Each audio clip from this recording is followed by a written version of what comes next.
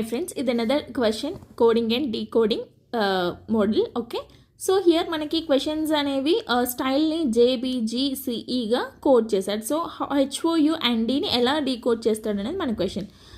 So ఇక్కడ పైన ఏవైతే లెటర్స్ ఉన్నాయో కింద కూడా అవే లెటర్స్ ఉంటాయి. మనం దీన్ని ఏమంటాం, రీఅరేంజ్మెంట్ ఆఫ్ లెటర్స్ అని అంటాం కోడింగ్ అండ్ డీకోడింగ్ మోడల్లో. బట్ హియర్ పైన లెటర్స్ అనేవి డిఫరెంట్గా ఉన్నాయి, కింద లెటర్స్ అనేవి డిఫరెంట్గా ఉన్నాయి. సో దీన్ని మనం ఆ మోడల్లో చేయలేం.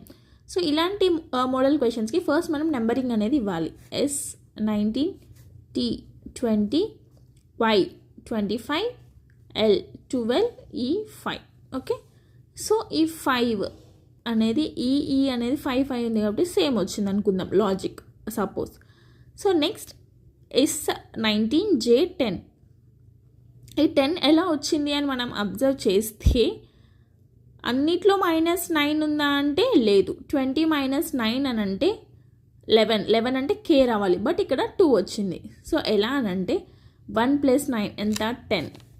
1 + 9 = 10. సో J అనేది 10గా మనం ఆల్ఫాబెటిక్ ఆర్డర్లో రిప్రజెంట్ చేస్తాం. నెక్స్ట్ T 2 + 0 అంటే 2.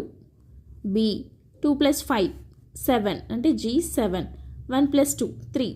ఆల్ఫాబెటిక్ ఆర్డర్లో C అనేది థర్డ్ నెంబర్.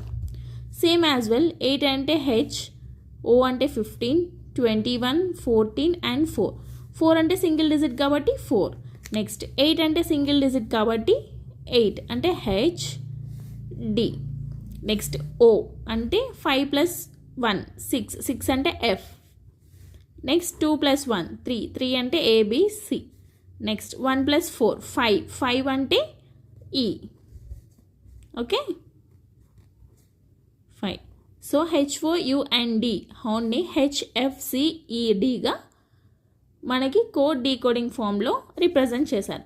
సో ఇలా ఈజీగా మీరు ఫైండ్ అవుట్ చేయాలి అంటే ఆల్ఫాబెట్స్ని చూడగానే మీరు ఈజీగా దాని నెంబరింగ్ గుర్తుపెట్టుకోవాలి అని అంటే ఒకసారి ప్రీవియస్ వీడియోస్ నేను చేశాను. ఫస్ట్లో కొన్ని వీడియోస్ ఉంటాయి, అవి కొంచెం మీరు రిఫర్ చేశారు అని అంటే ఈజీ మెథడ్ అనేది ఉంది, ఎలా గుర్తుపెట్టుకోవాలనేది కూడా నేను అక్కడ మీకు చెప్పాను అనమాట. ఒకసారి go and check it out.